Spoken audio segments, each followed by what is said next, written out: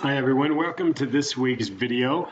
I'm really excited to talk about this because growth mindset and learner responsibility are really near and dear to my heart. It's actually a focal point of a lot of my doctoral research as well as my dissertation research. I thought it might be interesting to look at Calvin and Hobbes. I Googled a couple of things in terms of some good growth mindset oriented comic strips from Calvin and Hobbes. So I think this would be funny to go through. Bill Watterson, creator of this, is so brilliant. So you have Calvin and Hobbes on a wagon, right? And Calvin is saying, it's true, Hobbes, ignorance is bliss. Once you know things, you start seeing problems everywhere. And once you see problems, you feel like you ought to try to fix them. And fixing problems always seems to require personal change.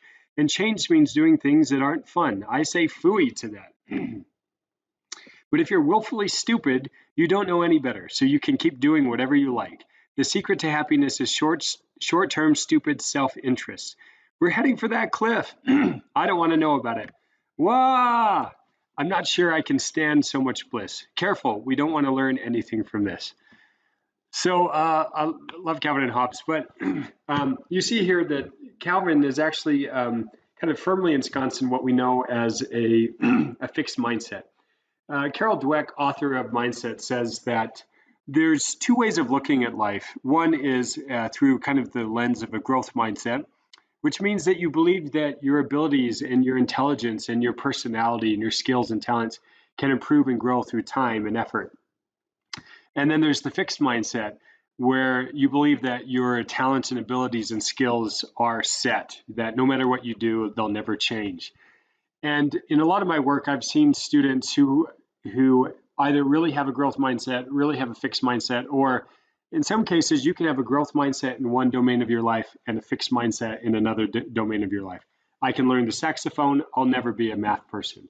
And we can kind of get stuck in unproductive ways of thinking. And these unproductive thoughts are what Dweck calls the tyranny of now, in her seminal talk called The Power of Yet. And the tyranny of now is what you feel like now, and avoiding looking stupid and not giving the effort because it's too hard right now, instead of espousing the power of yet, which entails that we have this potential that's untapped, that we might not be a math person yet, but through effort and time we could be, right? Or I'm really bad at taking tests right now, but if I give effort and use good strategies, I could be better over time. So I'll take you down just to a couple of ways that we can kind of get stuck in some unproductive thinking. For example, I didn't think this would be this difficult. What's wrong with me? Or, oh, well, I've never been a good test taker anyway. Or, this feels impossible. I'm not sure that it's worth my time or effort. The professor must just not like the way I write. There's not much I can do about that. And finally, everyone seems like they're doing just fine. This doesn't really feel the same, like the place for me. So these unproductive thinking, these begin to be stories that we might silently tell ourselves, but we start to believe. And usually whatever we believe is what we act upon. So if we want to act productively, then we need to start recognizing unproductive thoughts and start to change those into productive thinking. For example, if we think, I didn't think this would be this difficult, what's wrong with me? We might think, this is new, it's supposed to be hard, but I can do it if I work hard and use good strategies. Or the professor must just not like the way I write. There's not much I can do about that. Instead, we might say, that didn't go as well as I thought it would. I should talk to the TA or professor and see what they recommend for the next essay. So these are just a couple of ways that we can actually challenge our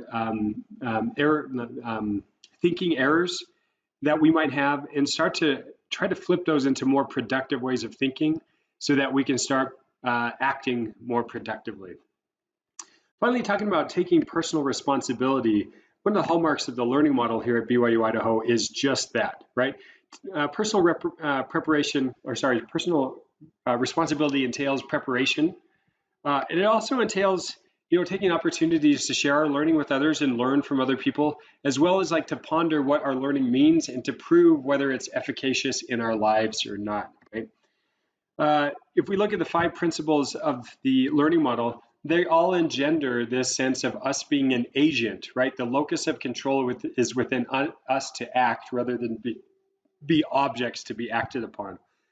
And we have these 5 principles. Exercising faith. Faith is this principle of action. Teaching by the Spirit, laying hold upon the Word of God, taking action, right? And then finally, loving, serving, and teaching one another.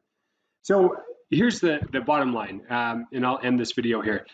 Those who take personal responsibility for their learning and use productive thinking to start to believe that their actions plus good strategies will result in the positive effects they want in their life, that they'll start to act in accordance with that way. And with God's grace, with Christ's grace, He'll enable us, He'll empower us to be able to accomplish the things we would like to and accomplish the things that He needs us to accomplish.